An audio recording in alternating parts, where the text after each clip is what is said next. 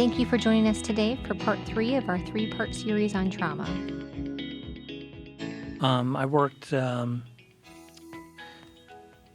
tornadoes, I forget what year, it was Groundhog Day tornadoes just north of Polk County and Lee County, where the tornadoes swept through a particular area. And I remember doing some canvassing work and reaching out to people and talking to them about their experiences and helping them to start to process some of this stuff. I remember the one neighborhood in particular.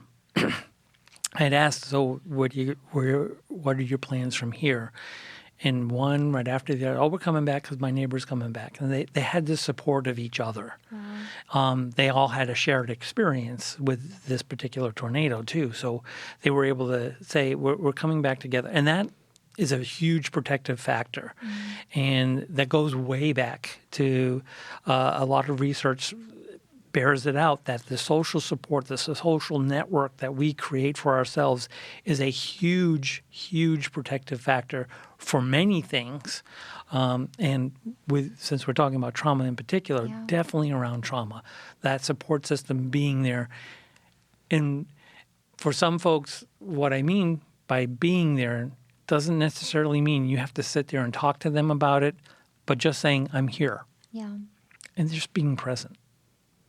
One of the things that you mentioned, with the law enforcement officers, that vicarious trauma is so real, right? And I think there's this weird kind of imbalance and like teetering balance that you have to maintain, because you have to have that hypervigilance to a degree with roles like law enforcement. And even with crisis response counselors, I know now I'm more office-based, but early in my career, the majority of my work was in the community. So when I was going into a home, I don't know the people in that house. And so I was trained, you walk in, you notice every door, you notice every exit, you canvass. Your brain is constantly going because you're constantly assessing for risk. Correct. And that is necessary, right? Because it's your job to come home at the end of the day. It's your job to be safe. It's your job, if you've got an intern with you or a coworker that you're responsible for, you want to maintain the safety of all around you. And that's not always the easiest job when there are variables outside of your control. And so I think that you have to have that level of hypervigilance because you're constantly aware and constantly reassessing. And that level of hypervigilance is not, I think, as necessary in, typical day-to-day life. Right. But it is necessary when you were on the job in some of these first responder type roles. And I think the difficulty sometimes is, well, how do I turn that off? When do I turn it off? Right? And also balancing that emotional decompression that needs to happen. I know as a provider, your head gets very, very full. Mm-hmm. My head gets very, very full because all day long, from the start of my day to the end of my day, I'm dealing with trauma and I'm dealing with crisis. And Kirk, this is my dream job, right? Every day I wake up and I am so grateful and I am so blessed abundantly to do what I do. Literally, I have secretly convinced my supervisors to let me do something I would do for free, right? So there are no complaints here when you get to do your dream. Now, that said, there is also the acknowledgement that sometimes dreams are hard and sometimes jobs are hard. Yep. And even me, I have to create safeguards to have that decompression time because my world doesn't end at 5 o'clock or at 6 or 7 or 8 or 9 because I go home to a family. I go home to children who count on me to be their support system. And if at the end of the day I've given all that I have and there's none left, what am I doing, Kirk, right? Right. And so I can, vividly remember early in my career when I had young kids, I would give everything, right, at work, everything. And I would maximize my productivity. I'm talking about even on the way home from work, I'm, getting those calls in because it's up to me to save the galaxy, right? No one can do it like I can do it. And then I remember thinking, I would pull into the driveway and I would think, oh my gosh, I do not have the energy to get out of this car. I do not have the energy to open my door and go inside my house and solve one more problem or have one more conversation or have one more redundant, problem that I have to deal with. And then I thought to myself, what am I doing? Right. Because, every day starts again. And if this is going to be my routine, I am not going to be capable of staying in this job, right? So you have to have safeguards. So I think what would be helpful for our listeners and for our viewers, just how do you create these safeguards? Because life is hard, and some of our life is absolutely under our control, and most Right. of it is not. Right. So if you are someone listening and you're experiencing some of these trauma symptoms, obviously there's always support. There's always, our Peace Service Center crisis line number, 863-519-3744. There's always, access to care. You can reach out and get supports. But what are some things that we can do ourselves to create some safeguards? So going off of what you said before, Tiffany, there is I tell people when I talk about trauma is we're all walking around with our emotional trash cans. Mm-hmm. And we have an experience and we can crumple that up and throw it into our trash can. And most people continue to do that. We'll address it later. We'll empty it later. Some people do empty it out and have a support system so they can empty their emotional trash can. Or they stuff it down, you stuff it down with your foot. And then it kind of lingers there more. But you got a little more room and you take on some more stuff. Mm-hmm. Well, eventually what's going to happen? That trash can is going to get full, and it may even start to overflow, and it does start to permeate in other areas of your life. Yeah. And so, we talked about vicarious trauma, that listening for those in the counseling field, listening to other people's experience with trauma time and time again, we become impacted by that because our emotional trash can starts to get full. Well, their trauma becomes our trauma, right? Exactly. And again, our trash can is full. So you've got to have some mechanism to empty it out. Mm-hmm. And what I like to tell people who aren't in the field is that, okay, ever clean out a really dirty trash can and you've kept stuff down at the bottom and it's like, right? As you clean it out, I said, that's therapy. Mm-hmm. That's what therapy does. It helps clean out that emotional trash can so you can have room to live life again, So what are those things that you can do? Well, first of all, having an excellent support system. I can't do crisis work for a long period of time if you don't have some sort of support system. And like you, I had that experience. I was going to save the world, and I'd work long hours and go home exhausted, and so exhausted that my poor wife, I've been married to my wife 34 years, and she's been a support through the entire thing. She's a champ. So she's experienced the loss of some of that connectiveness through the early parts of my career, where I didn't have the energy. You get home and I can't do anything. Can't do dishes. Can't take out the trash. That kind of thing. So. You've got to have other areas for which you can start to release some of that. Other colleagues that you talk to, you and I talk to each other constantly, right. So we're helping each other out in that process because we can talk about the field itself. Because you're in it, I'm in it. My wife is not in it; she's an accountant, so that's completely different from the work. So. And sometimes I do release and talk with her about some stuff. Got to be careful, can't get into too much detail. But emotional impact on me, we can talk about. I've got other colleagues out there that I touch base with. So I've got a network, a social support network, which people need to develop. And as you are breaking into your college life, that's what you want to do, is start to look for those individuals you trust to share some things with, and be open with it. A really good friend can help that process along. And of course, if you don't have that friend, there's professional help out there. You mentioned our crisis line, 519-3744 here locally. There's the 988, which is a national hotline that folks can use. But those things and those other mechanisms are out there as well. because people worry about overburdening their friends. Well, you have multiple friends that you try to connect with. Taking moments, it's okay to take moments for yourself. I think people feel that it's got to do for others, and it's really selfish to do something for myself. No, not really. You've got to be able to do something for yourself, to empty out that emotional trash can, do something different. When I do talk with law enforcement, I tell them do something outside of the cop world, which is a challenge because they're really got some constraints in the kinds of relationships they can have. But don't go out because if you go out with other counselors or other people that work in your profession, you end up talking about work and work-related stuff. So try to get into other hobbies and things that, isn't really connected to the work you do. Yeah. I love to read. That's one of the things that I do. The other big thing that I do is I'm a gamer. Hey, gamers. I am a gamer. I get out there and play with various video games and things like that. It's a different world. I can escape, and I enjoy going to the movies and movies that are a big thing in my life as a way to escape.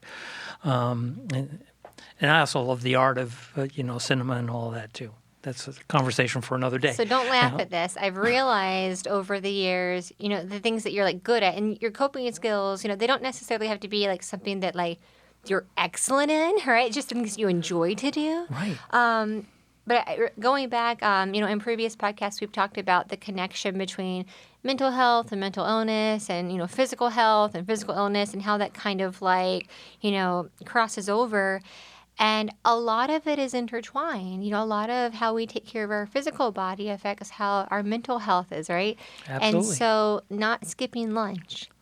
You're right. Eating lunch. I'm the worst about eating breakfast because I feel like coffee should be considered, every meal. But I definitely know I feel better whenever I take a lunch break. And I think that, we're in such a productivity-driven society where like, no, work through it or, do a working lunch or do this or that. And you have to carve out time to reset. And my brain is clearer and my emotions are more in balance. I'm less reactive and more responsive whenever I eat lunch, which sounds like, well, why would I even have to say this out loud? But how many of us are guilty of like, oh, no, let me just do one more thing. And then before you know it, it's the end of the day and you haven't stopped. Going to the restroom, getting up and moving. Sometimes if I'm feeling especially like, and I've got to respond to an email or I've got to deal with an issue, I'll press pause and I'll get up and I'll walk around. Maybe I'll step outside for a moment. Maybe I'll go downstairs. And I think just the act of like moving your body creates endorphins. It does. Right? And what's interesting to me is that, in that moment, if I was going to be reactive, even if I'm like justified in all the things, the end of that situation would not be pleasant, right? A bridge is going to be burnt or a relationship's going to be detrimentally affected just because of my approach. Right. And if I just take a moment and go have a snack or go walk around and then come back, I'm in a better headspace and I can be responsive. And when you think about what is the difference in being reactive versus being responsive, are these just semantics, right? Are these just more buzzwords? In my opinion, I think the difference is when there's a situation or, an obstacle, if I'm reactive to it, I'm making what you did about how it affects me, how I'm inconvenienced or how you messed up my day. And if I'm being responsive, I'm making whatever the situation is, like about how I can help you solve it. And so what I hope and what I try to do as a mother, as a supervisor, when my staff or when my children come to me with a problem, I hope that my response is never, what did you do? Because anytime that is the response, immediately there's a fight, flight, or freeze and the defensiveness and nothing, right? But then if my response is, tell me what happened. How could I help? Now, sometimes, there has to be accountability, right? We want to equip without enabling. But also, my hope is that we would always be solution focused. And I think that is just a small way that I can help, come to a situation, and rather than maybe push trauma triggers in someone where I might not even know they've experienced trauma, because you don't know what other people have experienced, I can create an atmosphere and an opportunity that brings peace and brings restoration by even my approach. You know what I mean? Mm-hmm. Right, and I think you're spot on with saying the difference between responding and reacting. Mm-hmm. Reacting, you're not really thinking through; it's more of an emotional kind of thing, as opposed to responding. It's thought through, and it still can be emotionally charged, but it's there's a little more substance to a response than there is to a reaction. If that makes sense. Mm-hmm. So yeah, that's pretty key on how we address certain things. And you were talking about hypervigilance before.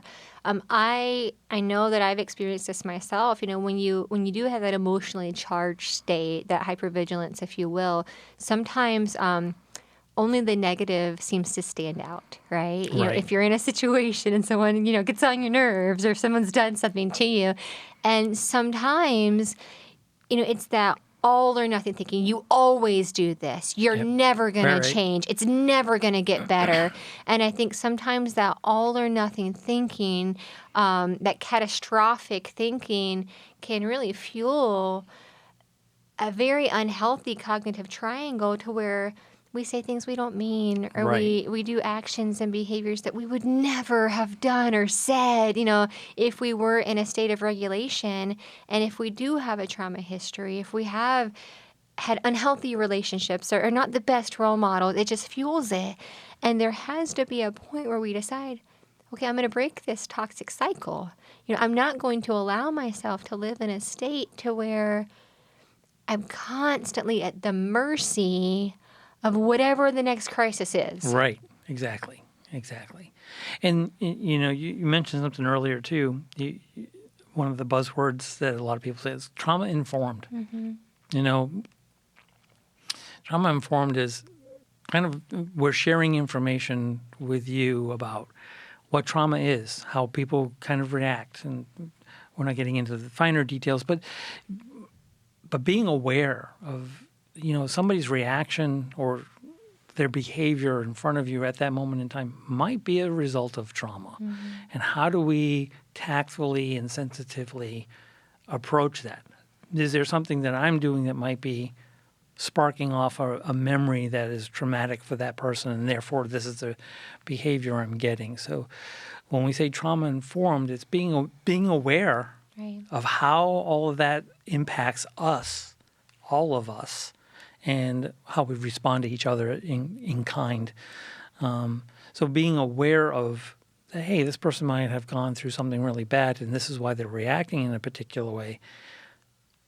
How can I help solve that for them? How can I help soften that blow? Is what we mean by trauma-informed. Because I've heard it in our industry. People say, "Oh, well, we're trauma-informed. We provide trauma-informed services." And I often question, "What exactly do you mean by that? Do you mean what it really is, and everybody's aware?" And okay, so, and even at Peace River Center, we've got some things that we have to do in some of the programs. Crisis Stabilization Unit being one of them. That's there to be helpful, but there are things that happen there that can cause more reactions based on trauma because of the work that needs to be done, unfortunately, in those settings. Well, one of my roles at Peace River is I actually train all of our new hire staff and interns on trauma-informed care from a training that you actually developed. So thanks for that. Oh, excellent training, by the way.